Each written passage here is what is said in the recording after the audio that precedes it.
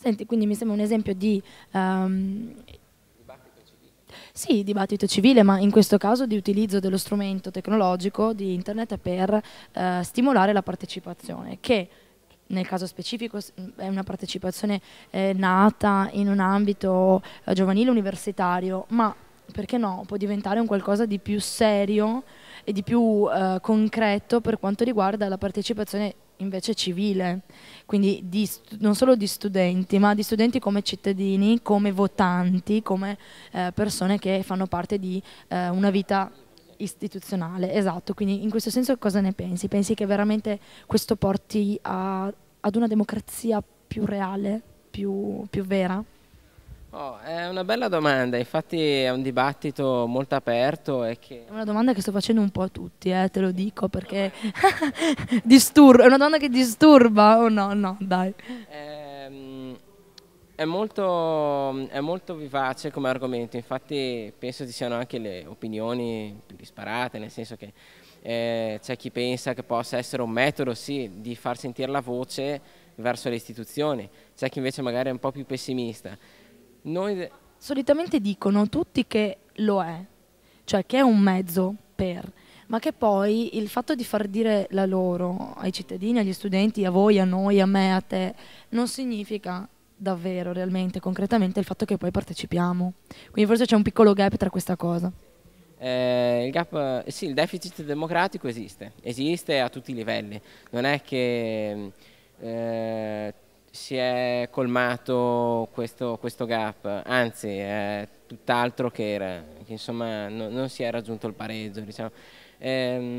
Noi speriamo che questa distanza tra il cittadino e le istituzioni possa essere sempre più corto, sempre più diretto, che ci sia un principio di sussidiarietà anche, cioè le istituzioni più vicine al cittadino, capire le esigenze del cittadino attraverso un colloquio, un dibattito anche, interazione attiva anche sia a più livelli sia a più partecipanti. Ma, beh, insomma, quanti anni hai? Sono curiosa. 22. Insomma, mi sembra veramente un esempio concreto del fatto che stiamo portando testimonianze di persone giovani e di giovani che non sembrano essere così colpiti da disaffezione o disinteresse nei confronti delle istituzioni. Beh, certo, la tua è una realtà naturalmente sì, però non credere, non credo che per il fatto che si studi scienze politiche si debba per forza nutrire un interesse particolare.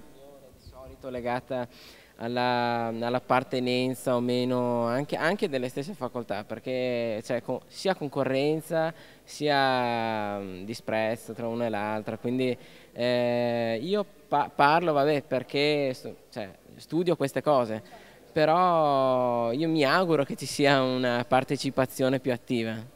Da parte di tutti i giovani, non solo studenti universitari e soprattutto non solo studenti di scienze politiche. Senti, volevo concludere con una piccola cosa sull'università, dato che abbiamo la possibilità di parlarne, sei uno studente. L'università a livello di digitalizzazione, di sito internet, com'è secondo te? Ad un buon livello, è chiara, noi sappiamo che l'università sicuramente ad un livello più avanzato rispetto agli altri gradi scolastici, perché ad esempio come noi, anch'io che ho fatto l'università qualche anno fa, comunque ricevevo già i voti online e potevo iscrivermi agli esami su internet, quindi cosa che ancora alle superiori o alle medie o alla scuola primaria non si fa.